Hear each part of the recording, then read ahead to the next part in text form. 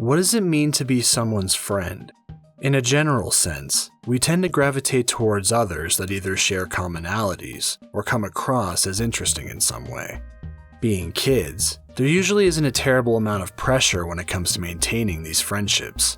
As we get older, a variety of factors alter this dramatically. Peer pressure, expectations, personal changes, and plenty of other things test previously formed bonds. The best relationships are able to surpass these trials, becoming special connections that have the potential to continue indefinitely. It's great when that happens, but there's also the possibility of these friendships becoming more skewed in nature. Without realizing it, you may find the people around you to be gradually changing in bad ways. You want to believe in them, but each interaction starts to get harder and harder to deal with. Is this something that can be changed, or is it already too late? Welcome back to Goodnight Punpun.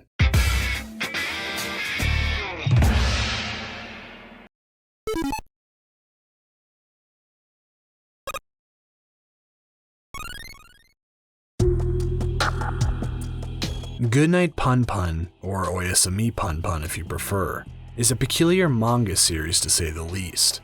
Beginning as a regular coming-of-age tale, it's only a matter of time until the framework deteriorates into something far worse. Observing our cartoon bird protagonist, we're gradually pulled further and further into a pit of despair. Previously, I talked about the eccentric cult leader Pegasus and his strange web of influence. The final characters I'd like to discuss separately grew up with Punpun, but end up going their own way fairly early on. The lads in question are Seki and Shimizu. These two go back a surprisingly long way, meeting for the first time in kindergarten. As a child, Seki tends to be more timid, having a weak self-image. Being presented a group of parental drawings, we see that Seki's is much smaller compared to the rest. It's most likely due to this that he gets into scuffles with other kids, attempting to be seen as tougher than he is. Shimizu comes into the picture thanks to his mother's kindness in looking after Seki. Shimizu's mom notices that he tends to be alone fairly often, so she encourages her son to be friends with him. The young boy mostly loses this reserved nature by the time he's in elementary school. Unfortunately, Seki trades this shyness for a rather large helping of cynicism. This is due to certain factors, all of which involve his dad. Having a successful business selling lunchboxes to the workers of a nearby factory, the father takes his son with him during the trips.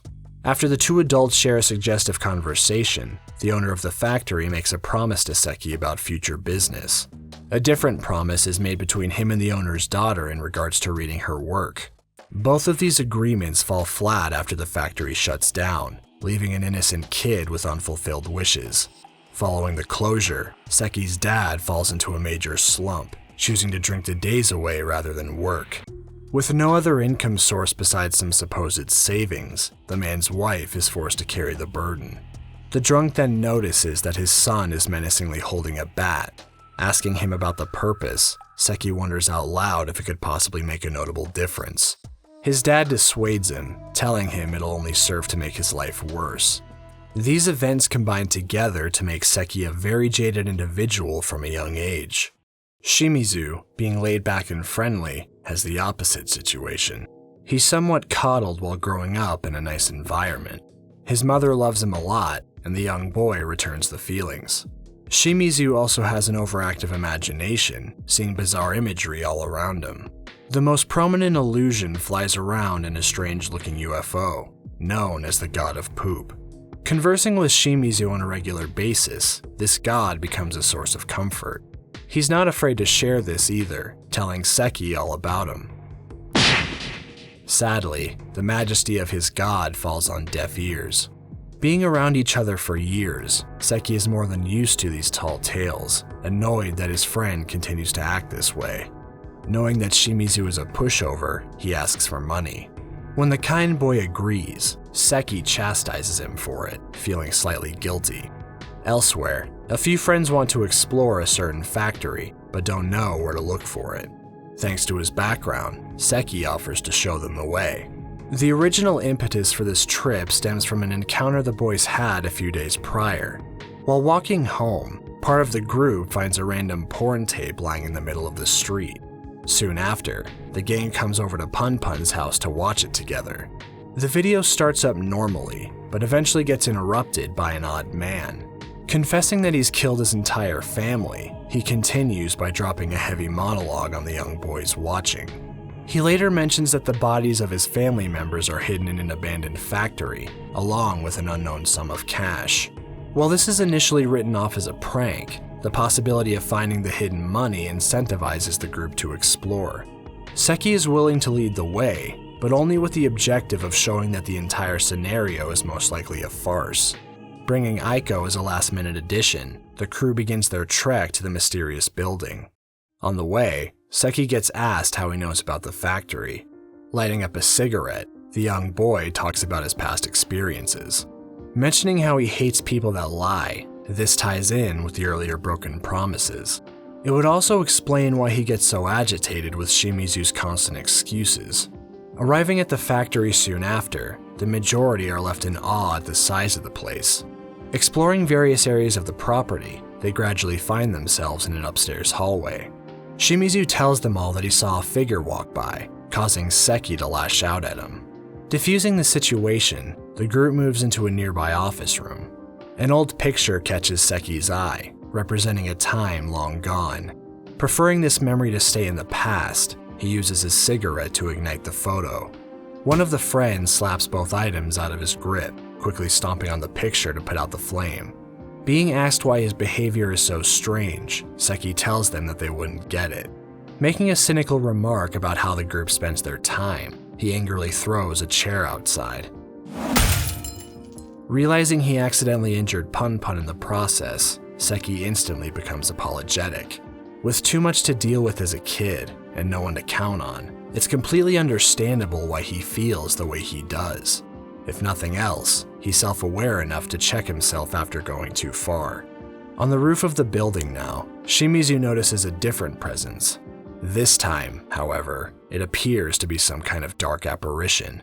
Everyone freaks out, dashing away from the threat as fast as they can.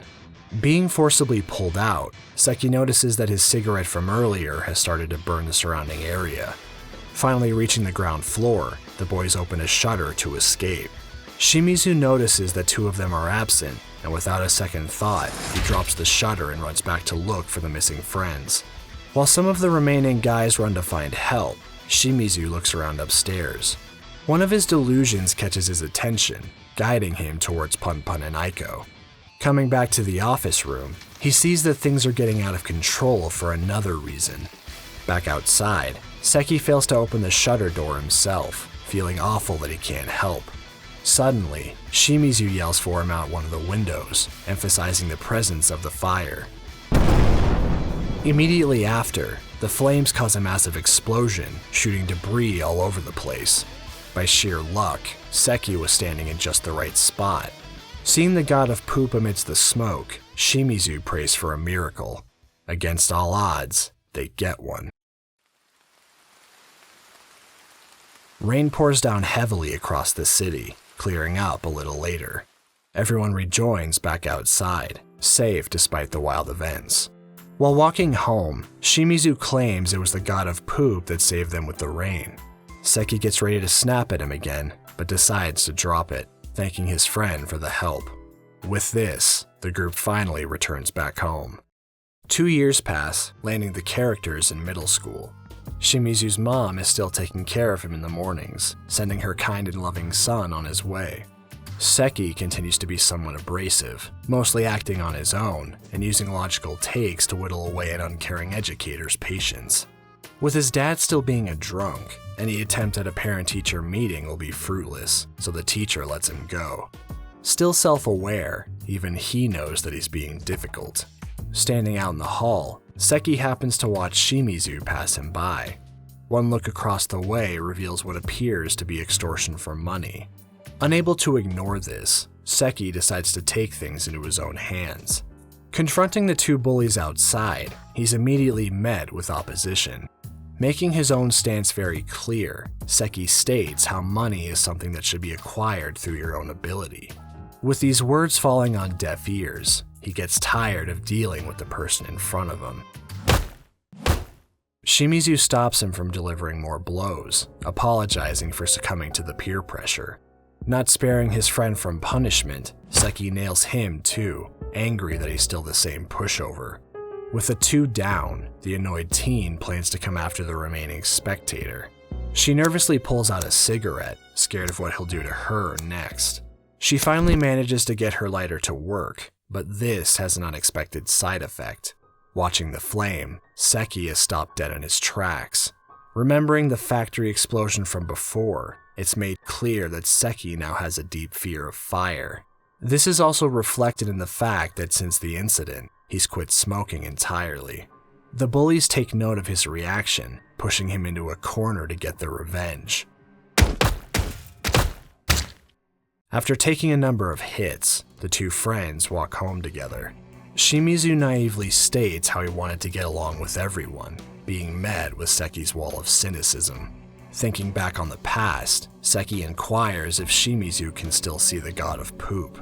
The UFO is in the sky clear as day, but using his better judgment, Shimizu lies and says he isn't there anymore.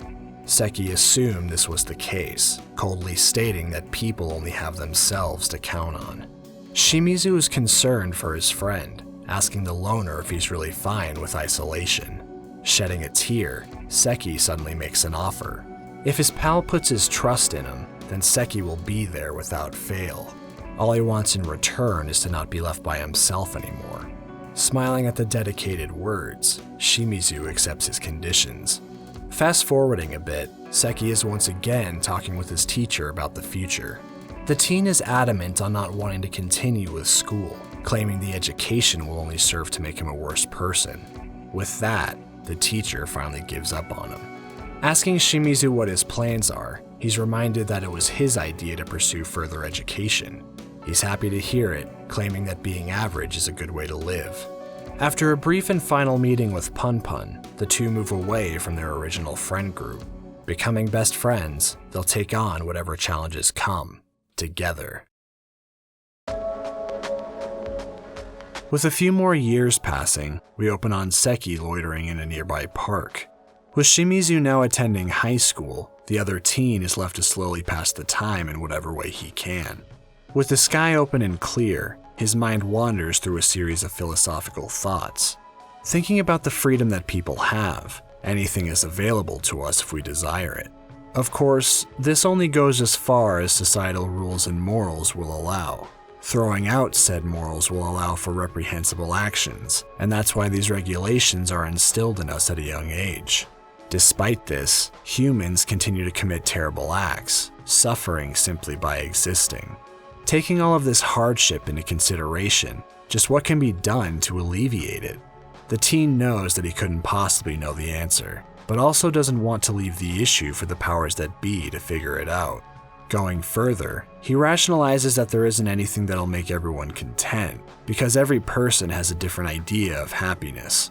Society also has different ideas about what constitutes evil behavior. Regardless of the good in people, we all have some form of darkness within us, but no one wants to acknowledge this. Instead of taking blame, they would rather push it onto others and turn a blind eye to their own involvement. Assuming the world won't change regardless, the cynical teen wants to get by without being involved in anything or causing trouble for anyone. Not going to school or working, Seki has nothing, but really needs some cash. Acknowledging the friend behind him, Seki summarizes his afternoon activities. Asking about Shimizu's academic progress, he figures it can't be going that well if he chooses to hang out with the teen bumming around each day. Being asked about his missing dad, Seki entertains the possibility of being homeless in the near future. Walking around for a bit, the two teens notice a flyer offering general services. Wanting the work for himself, Seki crosses out the printed phone number and adds Shimizu's contact info. Being suggested to try his family business instead, Seki claims he doesn't have the skill, and also couldn't use the stove due to his personal phobia. Before they get too far, an older man asks if they'd like to take a job for him. The request is simple cleaning work, which Seki is perfectly willing to do. Within moments, Shimizu's phone rings, leading to another job from the previous flyer. The two split the work, with Seki telling his friend that he should learn to do more things on his own. The teen is left dumbfounded at being left to his own devices, but continues to follow the old man nonetheless. Cleaning supplies in hand, Shimizu will do his best, despite the apartment owner's low expectations. The gentleman starts to tell his helper about the circumstances surrounding the place they're headed to. Falling into the clutches of a certain cult, the tenant eventually passed on, leaving his body to become an unrecognizable mass. Looking through the window, Shimizu notices a delusion peeking through. It's unclear if this is another one of his average delusions warning him, or if the spirit of the old man is still lingering. Regardless, this cleaning job isn't so simple after all, and the teen finds himself emotionally disturbed by the task. Unable to go through with helping, the owner understands, willing to let him go back home. A bit scarred from the experience, Shimizu quietly blames Seki for leaving him to deal with that alone. Elsewhere, the other teen is meeting a woman with a blunt request. Given payment and information on the location of a mystery man, Seki wonders what kind of revenge this woman desires. Simply put, she wants his life to be ruined. Asking about their relation to each other, the teen finds out that they were engaged lovers who used to work together. Oddly enough, the man called off their wedding and left her with no warning whatsoever. With everything spiraling downward in her life, she laments her tragic circumstances. After a brief silence, the woman makes up her mind on the issue. The scorned lover wants her ex dead. Making sure before heading out, Seki begins the unusual job request, not feeling any particular way about it. Briefly searching a bit, it doesn't take long before the man passes by. Full of confidence, the teen begins to follow his target. Going from place to place, Seki understands that the former lover is just a regular guy. Being the same on the inside, he wonders if there's actually a person that exists without fault.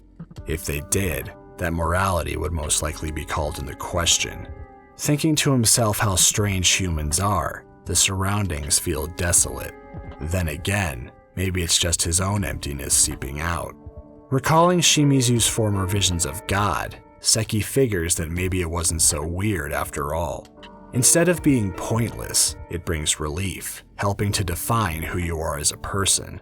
In light of this, Seki's God has been paid up front, leaving him with a surprisingly clear conscience. Having no malice behind his actions, the teen has no guilt for what he's about to do. With the nice weather continuing to hang overhead, he thinks back to his earlier thoughts on freedom. Focusing intensely, his mind can't help but wander elsewhere. Nevertheless, it's time to finish the job he accepted. At least, that was the plan. Thankfully, it seems that Seki isn't quite ready to become a murderer. Following the target off the train, another woman is introduced, and she's pregnant with his child. This man was living a double life the whole time, with neither woman being aware of his actions. Would it have been worth it to ruin this new family's life for the sake of revenge? Is it fine to leave things as they are when all of it was built on lies? Regardless of the correct answer, the jaded teen has had enough, unsurprised at how nonsensical and selfish humans can be. Back with Shimizu, depression has started to set in. His God still tells him he can do whatever he sets his mind to, but the young disciple isn't convinced anymore. With his cynical friend's words starting to have an effect, Shimizu begins to question himself. That is, until an odd man appears out of nowhere to encourage him. Being called amazing, the teen is introduced to the eccentric personality known as Pegasus. The boy starts to run, but stops after having his help specifically requested. Learning that the world will be destroyed in the near future, Pegasus needs help to stop it. With high compatibility between the two, their power can be used to save society. Pegasus is fully dedicated to his cause, but Shimizu doesn't know what to make of it, denying the request. While the cult leader may have failed, he did manage to at least plant a seed for the future. Returning to the restaurant from before, Seki has come to report his activities. He'd thought of multiple different ways to take advantage of the situation, but an internal sense of honor keeps him in check. Seki is apologetic for his lack of results, causing an unexpected reaction from his client. Relieved that nothing bad actually happened, she expresses remorse for the emotions that overtook her in the moment. She even tried contacting Seki a number of times to call things off, making him reflect a bit on his own headspace. He tells her to be thankful to the weather, subconsciously making him reflect at the right time. The woman still offers to pay him for his efforts, but Seki refuses, having learned something valuable about humans. Lying about his age, she still decides to leave a bit of cash behind for his dinner. Stopping her before she heads out, Seki tries to give her some advice. Mixing his own experiences with a personal philosophy, he can somewhat relate to her circumstances. This gets him a glass of water in the face, as well as a cold remark about his age, revealing that she was just playing along. Having had similar thoughts earlier, he can't help but agree with her. With the day gone, Seki finds himself back at the park where everything started. Wondering if his friend will meet him like they planned, it doesn't take long for Shimizu to make an appearance. Somewhat upset by the former activity, even Seki sheds a few tears of relief. Despite Shimizu not bringing back any money, the issue gets dropped almost immediately. Walking off into the night, Seki remarks how people leave a lot to be desired. The two walk through town without a word, each having had enough of strange happenings for one day. Seki breaks the silence, offering to buy them both dinner with his client's payment. Done with his meal, he slips back into monologuing about life. After his encounter with the complicated woman, Seki realizes just how varied everyone's individual circumstances are. Initially blaming other people for his own misfortune, he learned that those feelings were actually aimed towards himself. Thinking of becoming more responsible by getting a real job, he goes on to wonder if his friend will start dating someone and ignore him. With all this dialogue, Shimizu makes a joke about his current state. Seki ends the night by asking what they'll be like grown up, unable to picture what peculiar fate life has in store for them. A few more years pass, putting the two characters into their adult years. Coming back from university, Shimizu checks up on a certain friend of his. In the business of collecting old recyclables, it seems that Seki has enough free time to catch a nap or two. While his pal seems to be doing well, the same can't be said for the one that was previously sleeping. When the topic of his school reunion ceremony comes up, Seki shows no interest, not particularly wanting to meet any old friends. As they carry on, Seki mentions how Shimizu is the same as always, encouraging him to get out there and meet new people. This upsets the quiet friend, unsure of what to say in response. Seki assures him that he wasn't being serious, but Shimizu still appears to be a little hurt. Immediately after, the two run into a certain someone they haven't seen in quite a long time. She cuts off their attempt at conversation, marking the last time they ever see her. A bit later, Seki takes up additional work at a construction site. He doesn't necessarily mind the job, but discussions between his coworkers leave him unamused to say the least. Wanting more interesting stories, they leave it to Seki to keep the ball rolling. Talking about the necessity of cars, the young man strays into his usual philosophical territory. Unfortunately, the other guys find little interest in his musings. He tries again, this time posing a hypothetical question with an unavoidably grim solution. The two men rack their brains for a bit, eventually growing tired of this subject as well. Seki gets told that he's quite jaded, leading the workers to wonder what his early years were like. Following back up on the earlier topic, the young adult is once again shut down. Back at his apartment, Seki has a romantic meetup with his current girlfriend. Later wondering why it is he works so much, the boyfriend responds that it helps to keep his mind off things. These jobs are important to him, even to the point of turning down a blatant invitation from his girlfriend. Curious about the reason they're even seeing each other, the girl is met with a simple motive, tied to her boyfriend's personal fear. The next day, Shimizu is seen off as usual by his loving mother. He heads on his way, with the god of poop watching over him from above. Meeting Seki for a job, the two complete the task, then head to lunch. There, Seki asks his friend if he's ever thought about starting a relationship. Not pressuring anything, he states how he's been thinking about marriage and the possibilities it could bring. Emphasizing how easy it could be to score in his situation, Shimizu is forced to agree somewhat.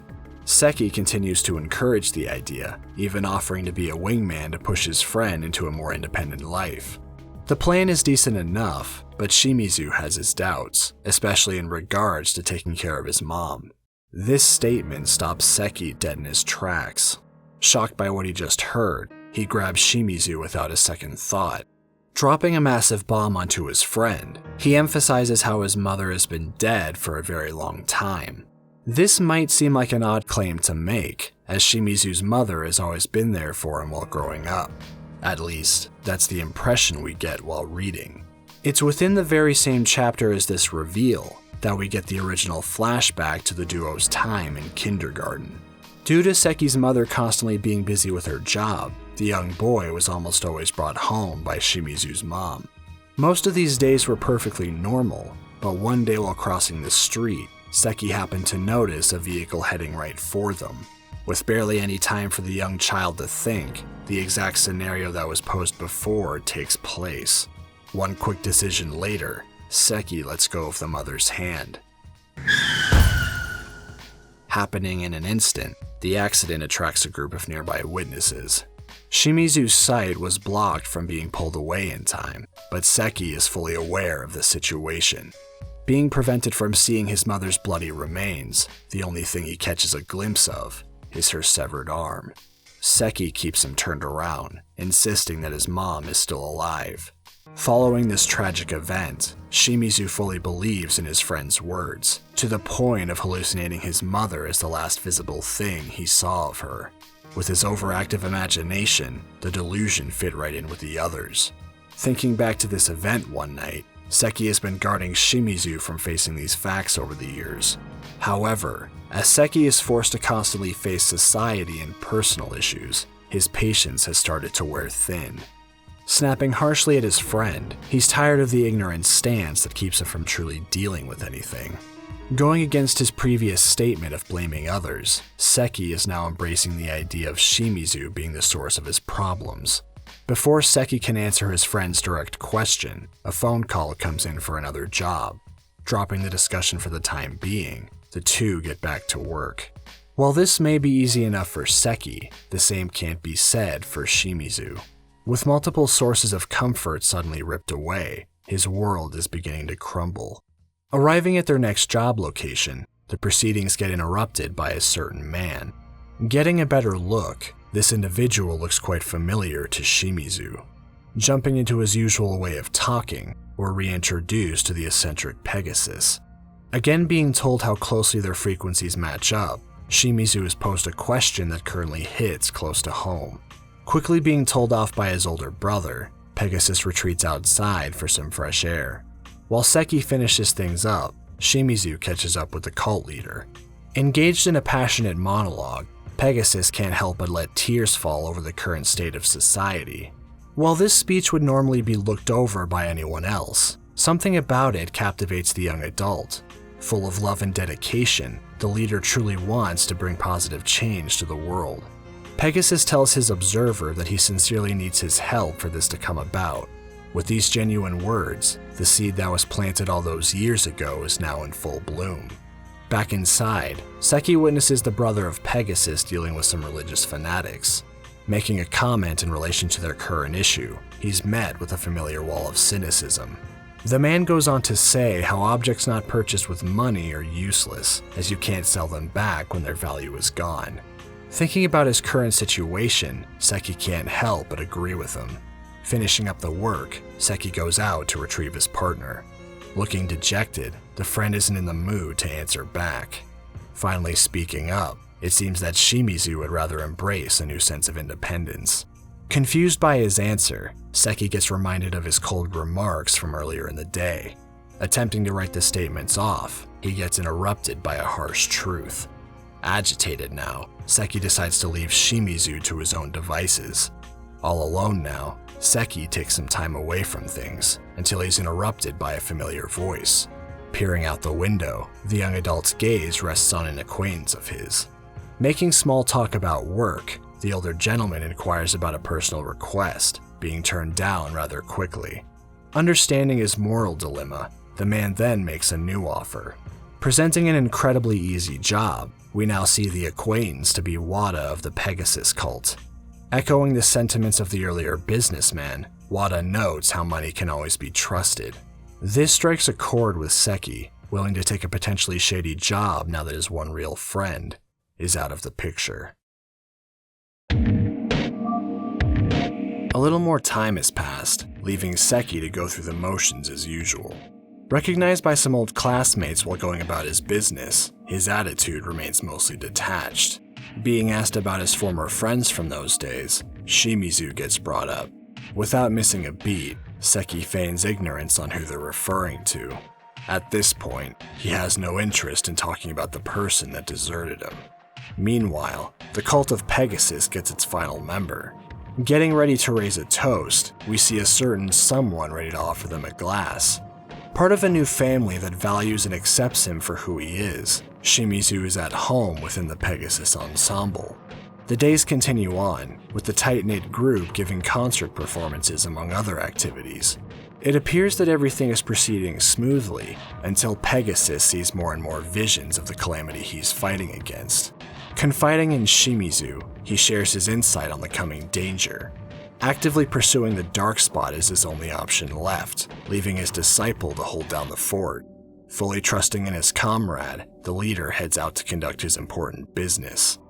Back on Seki's end, the relationship with his girlfriend is coming to a close, due mostly to the fact that she's picked up smoking.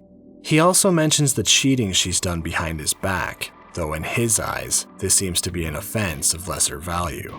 Upset at Seki's complete lack of effort, the girlfriend is met with a rather cold response. Being told that she'll let her father know about these proceedings, the ex-boyfriend couldn't care less. He attempts to call a certain someone, only to be met with endless ringing. Going into work the next day, Seki is surprised to hear that he supposedly hit his ex-girlfriend. Being the daughter of his boss, she ended up lying in order to get revenge. Rather than apologizing, Seki plans to just move somewhere else entirely to avoid the situation. Later reflecting on his recycling job, he realizes that he spent over a year there due to being able to keep as much reading material as he wanted. Reading them during his off time, he makes the boring discovery that each person has their own interests. Wasting time with this realization, his inner voice tells him to find more work, regardless of what it is. Some loud knocking interrupts these thoughts, followed by a threat of violence from some thugs outside. Seki is getting tired of dealing with his surroundings, not understanding the point behind the radical behavior. After Pegasus falls into depression from his supposedly hopeless situation, Wada calls the comrades together for a meeting.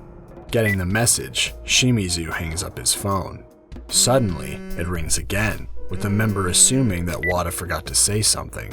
In actuality, the person on the other side ends up being Seki, wondering why he's been dodging him. Seki offers to take the two of them on an all-expenses-paid trip out of the country, provided he can also crash at Shimizu's place for a brief period. The other end remains silent, making Seki more anxious. He advises against staying with the strange cult any longer, instead asking Shimizu to trust in him. The former friend may have it first, but unfortunately, this reliance wasn't able to go both ways. As he heads out, Shimizu's mother sends him on his way. Standing next to the door, the son quietly makes sure that his mom really is there for him like usual. The arm reaches out, but this time, nothing is said. A painfully empty hallway reflects the true reality. Ready to leave, Shimizu maintains a bright smile. Going to the emergency group meeting, the young adult fights on. Soon after, Seki meets up to discuss some things with Wada. Seki accepts the job offer, not caring about the consequences, and wanting to make a lot of money. Wondering what the work entails, Wada stays vague about it, but ensures him that it doesn't involve violence. Seki doesn't want Shimizu dragged into the cult's affairs, but Wada explains that he isn't being forced into anything, so it's ultimately his decision.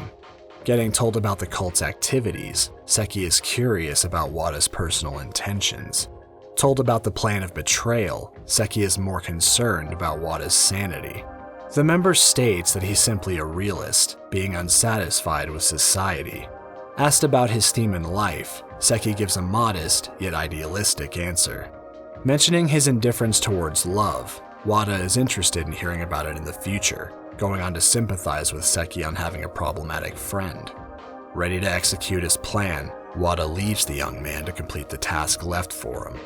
During this meeting, the cult attempts to cheer up Pegasus during his slump. Everyone takes a turn to say something that might help, to what seems like little effect. Shimizu is the one to get the leader back on his feet, saying how happy he felt when Pegasus believed in him. With Pegasus reinvigorated, he strikes a gallant pose on the very edge of the building. Encouraging himself and strengthening his resolve, he's given an additional blessing from the god of poop hovering overhead. In a less hopeful situation, Seki is eventually confronted by the thugs from before. Not having any personal feelings invested in their violence, the duo was simply there for the sake of their boss. Not resisting his attackers, Seki decides to just take the punishment with a smile. Done caring about what happens anymore, he encourages receiving additional abuse. Making one final suggestion, the young adult wants to be put out of his misery. Finally done with the beatings, Seki's thoughts travel back to his childhood at the old factory. Since the fateful day had closed, his life has only continued to spiral down further and further. Left battered and bruised, his request went unfulfilled. Thinking about his friend from the old days, the memories have become hazy. Renouncing his depressing past, Seki is ready to move on. The only thing left for him to do is make one last attempt. Meeting his friend the next morning, a heavily bruised Seki again tries to warn Shimizu about the people he's involved with. Mentioning the potentially volatile nature of his new job, he presents another wild idea in regards to traveling elsewhere. Shimizu has already made up his mind, tired of Seki's selfish behavior. Committing himself to the ensemble's cause, he's met with one last farewell from Seki. Turning away, Shimizu feels slightly conflicted with this parting. Looking over again to say something else, he's met with an empty walkway.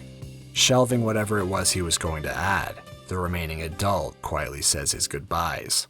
Arriving at Wada's home, Seki is ready to complete whatever job is waiting for him.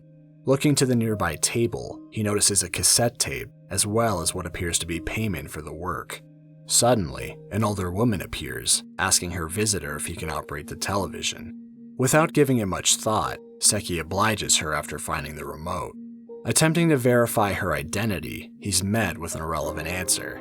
The feeble woman thanks him, sending him on his way. At this point, Seki puts the pieces together. The vaguely dangerous job ended up being nothing more than a simple operation. Confused by the massive compensation, he's not aware that Wada isn't planning on coming back. Regardless, Seki is at a loss for words, cursing himself for not taking the work sooner. Listening to the tape that was left for him, Seki learns more about his acquaintance. Asking what it is Seki believes in, Wada states that the only reason he showed an interest in the young man is because of the commonality they shared with bothersome friends. Noticing an explosion in the distance, the tape ends by saying that even something small can unveil someone's true self.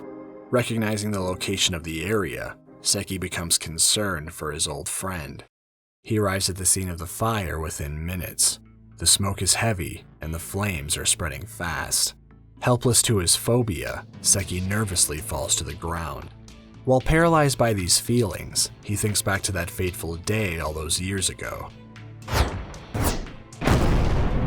Even if Seki wanted to do something, he's hopeless in his current state. That is, until a certain phrase enters his mind. He now knows how unrealistic these words are, and understands that he also failed to believe in his friend. If he doesn't do anything now, it will truly be too late to make amends.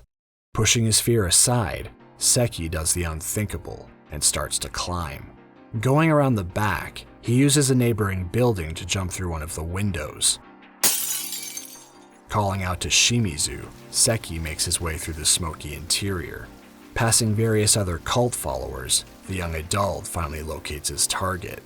Managing to face his demons, Seki was finally able to be there for his friend. Lifting the badly injured member onto his back, Seki heads back downstairs to the front entrance. The two are met by firefighters on the ground floor, quickly bringing them out to fresh air. They attempt to question the one that's still conscious, but his attention is currently elsewhere. Hovering above the smoke, he notices a strange flying object against the bright sky. Inside the UFO, the god of poop, a different cult symbol, and 5 members of the Pegasus ensemble can be seen. Strangely, Shimizu is present as one of these 5. Unable to comprehend what he's seeing, Seki finally passes out from exhaustion. Going forward a bit, we see the outside of a hospital clinic. Seki is passing the time with a magazine until he notices Shimizu walking through the doors. Ready to head out for the night, Seki says they can get things sorted out tomorrow. Looking back, he waits to hear a response from the other party. Being the exact opposite of what was expected, Shimizu inquires about this stranger's identity. Taken aback by this development, Seki doesn't say anything at first. He holds out on Shimizu eventually recognizing him, but to no avail. Seki kneels down, saying not to worry about what's happened in the past. The only important thing worth remembering is that Seki is Shimizu's friend. The story of these 2 characters is quite an interesting ride, though often not in the best ways. Each of them have poor circumstances that manifest in the way they act individually, as well as collectively. Seki learns very quickly from a young age that life isn't fair. Adopting a more assertive and uncaring demeanor, he becomes somewhat of a leader in his group of friends. This attitude also starts to create friction with Shimizu. With his impatience for lying and excuses, Seki starts getting tired of dealing with his childhood friend. Of course, a lot of this annoyance stems from his home situation. There's also the experience of Shimizu's mother dying right in front of him as a result of the choice he made. Seki is forced to bear many heavy burdens as a kid, not doing his mental state any favors. He doesn't want Shimizu to have to deal with his mom's passing, but also gets conflicted watching him retreat into his delusions. All of this causes him to lash out, eventually leading to the point where he becomes remorseful. The experience with the factory fire also helps to mellow him out a bit, though with unintended consequences. When it comes to the extorted money in middle school, Seki can't help but to get involved. This isn't just due to Shimizu being a part of it, but also because of his own internal morals when it comes to valuing money. This is another characteristic that gets planted early on thanks to his dad's downward spiral. Perhaps being a release for everything that's been bottled up for a while, Seki reacts violently in this situation. Afterwards, he wants to reconnect with his friend, asking for his trust. While initially having good intentions, this is where their codependent lifestyle begins. This starts with a simple comment about Shimizu learning how to be independent. The remark comes off as a little strange given the promise that was made. He also adds an additional pressure at the thought of a girlfriend taking Shimizu away from him. This gets contradicted later on when Seki fully encourages a relationship. A theme of not requiring his presence also becomes more apparent with Seki taking the friendship for granted. With Shimizu acting somewhat strange during his adolescence, he was never really able to make lasting bonds. When Seki makes the offer to essentially become best friends, he takes it right away. While they do get along, Seki eventually starts to believe that Shimizu stays with him out of necessity. It's possible that his low self-esteem unconsciously gives him this warped viewpoint, gradually encouraging his friend to make new connections. Shimizu most likely sees this as a personal attack, causing Seki to get annoyed with the reaction to his half-hearted advice. Regardless, they still spend lots of time together going to various locations, even to the point of Shimizu helping Seki with his job. Being this close gets on the nerves of Seki's then girlfriend, who wonders if they're not actually gay. This assumption is viable, but there's another factor to consider. Back when they were kids, Shimizu was extremely close to his mother, with his physical connection affirming this. Fast forwarding, Shimizu exhibits the same behavior with Seki. There's definitely some level of affection, but it's more as a support system than anything. This shows just how close Shimizu is with his friend, though it could unconsciously be a way of coping. Knowing that Seki isn't a fan of his delusions, Shimizu even makes small attempts to not indulge them as much. He doesn't speak up a lot, hiding his true feelings while Seki does most of the talking. Shimizu does his best to hold things together, but it's only a matter of time before the culmination of these issues collapse under their own weight. Despite the relationship managing to work for a period, everything comes to a head once Shimizu mentions his mom. Struggling with his personal resentments, Seki unfairly blames his friend for his own problems. With the relationship soured, Shimizu isn't sure what the next step is. At this point, Pegasus truly comes across as a god to the young adult. Unappreciated and tossed aside, it's a shock to hear that the cult leader seeks the potential in him of all people. This massive contrast finally gets Shimizu to think for himself, realizing that Seki might not be the best person to spend his time with. Seki tries to remain controlling, claiming that he can't do anything independently, but his friend remains adamant. This finally sets Shimizu down a better path, though his new group of comrades ended up not being the best company. Regardless, Pegasus gave Shimizu everything he'd been missing up to that point. Looking at the shonen character page, the leader also considered Shimizu to be the most powerful out of all his disciples. According to the description, his two abilities are climate change and projectile summoning. If I was to make a guess at what these refer to, I would first say that climate change relates to the emergency meeting. After all the other members failed to encourage Pegasus, Shimizu was the one to get him up, shifting the climate from despair to hope. As for projectile summoning, the god of Poop's UFO could be the projectile in question, being an invaluable tool used to bring the ensemble to the final space battle. With so much faith being placed in Shimizu, it's no wonder he felt so appreciated. During all of this, Seki is much worse off. His girlfriend finally speaks her mind in regards to being neglected for so long. Spending excessive time with Shimizu, as well as working non-stop, he admits that relationships just aren't something he's good with. He tries to reconnect with Shimizu, but with no success. He also carries himself with a self-destructive attitude, not caring much for what happens anymore. This starts to highlight a more underlying issue that Seki deals with on a daily basis. He's usually got plenty of work lined up, he does a lot of things with Shimizu, and during his spare time, he tends to read quite often. Keeping his schedule packed, he uses these activities purely as distraction. Thinking about philosophical dilemmas too much during his younger years, he really doesn't care for the depressing thoughts constantly spiraling. He later enjoys physical labor jobs since they keep his mind occupied and away from those topics. The only time this doesn't work is during his construction job. Having lots of downtime, he starts to fall back into old habits. Wanting to quit because of this, he disguises the reasoning with a believable lie. Seki even considers the possibility of getting married just to stay out of his head. He doesn't really spend his earnings either, most likely due to the rough past burned into his psyche. He's eventually willing to part with his money, but only in an attempt to win Shimizu back. Seki first offers to take the friend on an extravagant vacation, then later asks if he wants to start over in another country. Shimizu doesn't take the bait, so Seki finally gives up, ready to accept whatever fate his mysterious button-pushing job has in store for him. It's only at the very end of their story that Seki starts to change for the better. He remembers the friend he wasn't able to help before, making him reflect on his past behavior. Taking a big step forward, he manages to rescue Shimizu, eliminating his fear in the process. The ending is where things get a bit complicated, due to the UFO sighting and Shimizu's lost memory.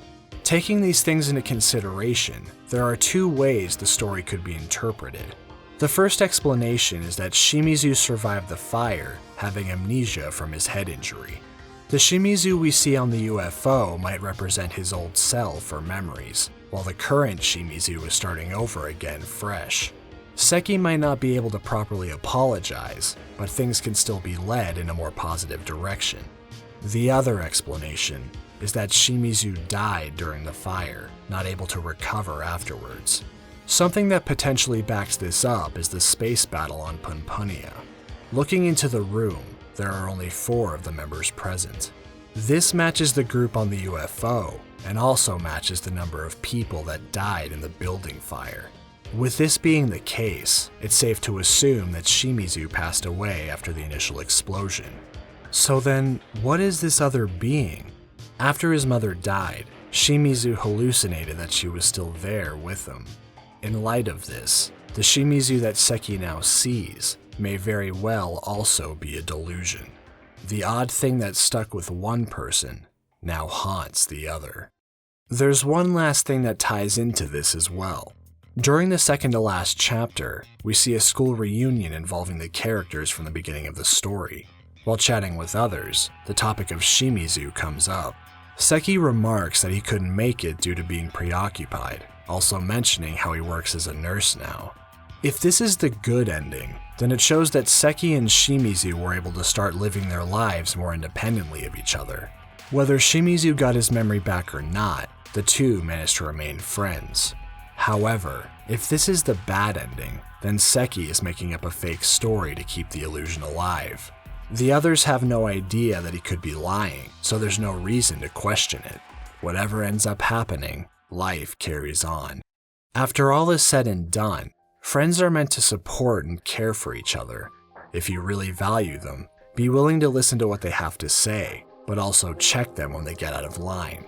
Be open, but acknowledge boundaries and take time for yourself. Strike a balance, and your friendships will thrive. Reject the balance, and your friendships may consume you. Hey there. If you made it to the end, thank you very much for watching. This has been part 5 in a series of personal interpretations regarding certain characters in the series. If you'd like to show support for this story, all of the volumes are openly available to buy. Hope you have a great day, and I'll see you next time. Peace, guys.